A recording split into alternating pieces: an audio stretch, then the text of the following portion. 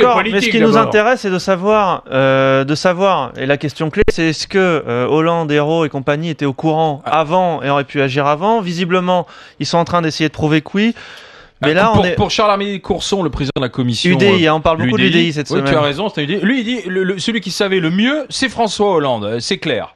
Qu'il le prouve, c'est ça le problème. Je suis pas sûr. Moi, je suis pas sûr et on attend qu'il le prouve. Et aujourd'hui, on est dans des discours. On va convoquer un mec qui va encore raconter n'importe quoi. Parce que la dernière fois, ça a juste gonflé tout le monde. Et c'était franchement la soupe à la grimace à la sortie. Il va encore raconter n'importe quoi cet après-midi et on n'aura rien de plus. Claire. Voilà. De toute façon, il n'y a pas que lui qui a menti, puisque aux questions de gouvernement, Valls avait répondu que non, il n'y avait jamais eu de réunion. Le Premier ministre a dit la même chose. Enfin, ils se sont tous couverts. Il y en a un qui a lâché le morceau devant cette commission. Si cette commission n'avait pas existé, on l'aurait jamais su. De toute façon, on nous prend vraiment pour des couillons depuis le départ. Évidemment, moi je reste persuadé que tout le monde le savait. Je suis pas sûr. Hollande qui a été pendant 14 ans le secrétaire général du parti.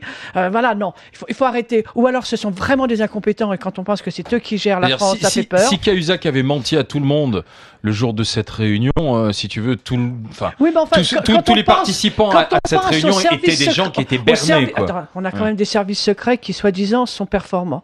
On est capable d'aller chercher pas mal de choses, de savoir tout ce qui peut se passer. On est écouté, on écoute les autres et tout. Et là, tu as un ministre qui est suspecté et le président de la République ne poserait pas une question, il ne le saurait pas dans les 48 heures. Non, mais il faut vraiment nous prendre pour des couillons ou alors il faut qu'il démissionne. Donc, le point clé aujourd'hui, Jacques, c'est cette réunion du 16 janvier, savoir si oui ou non elle a eu lieu. Mais le point clé, il est même avant cette réunion du 16 janvier. Il est à peu près, ce qui a été écrit par des journalistes et entre autres par Chaffonjon du Point, qui est bien informé sur ce sujet, c'est début décembre, il y a une rencontre entre Plenel et le président de la République. Ou Plenel l'avertit qu'il a des billes. Plenel, de Mediapart. Plenel était vraiment un ami de François Hollande. Il a d'ailleurs soutenu à fond Hollande. Donc quand même, Plenel lui dit, et quand même ça a été dit, je peux le citer, je connais bien Jean-Pierre Mignard. L'avocat d'Hollande. L'un des avocats. Jean-Pierre Mignard, aussi au mois de décembre, attire l'attention, mais d'une manière ferme, du président de la République. Donc, oui, mais entre-temps, Cahuzac dit les yeux dans les yeux à François Hollande, j'ai pas de compte en Suisse.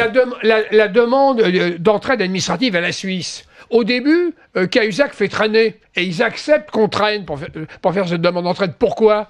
Pourquoi encore tous les jours on dit « Non, je vais recevoir le papier, mon banquier s'en occupe ». Pourquoi il faut encore confiance à Cahuzac, alors que quand même, avec la rencontre avec Plenel, c'est ça que je ne comprends pas.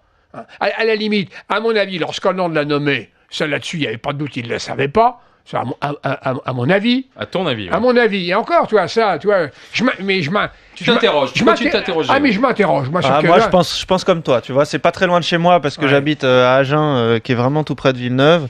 Et vu la réaction des gens qui travaillent avec lui, je pense sincèrement que les gens qui bossent avec lui, qui s'investissent tous les jours politiquement avec Cahuzac, n'étaient pas au courant. Donc je suis à peu près sûr qu'au moment où il a été nommé, Hollande n'était pas au courant. À Villeneuve quand même, quand ils ont des financements de Sanofi, des financements extrêmement importants sans précédent, il n'y en a pas un à Villeneuve qui s'est posé la question pourquoi Sanofi nous finance d'une manière aussi forte. C'est une bande de puceaux à Villeneuve alors, quand même. Je te laisse avec tes propos, tu leur diras. Mais au niveau des élus. Moi je pense qu'il y a des gens qui sont battus. Il y a quelques cocus là. Attends, tu attends. Je parle au niveau des élus, pas de la population. Parce que tu parles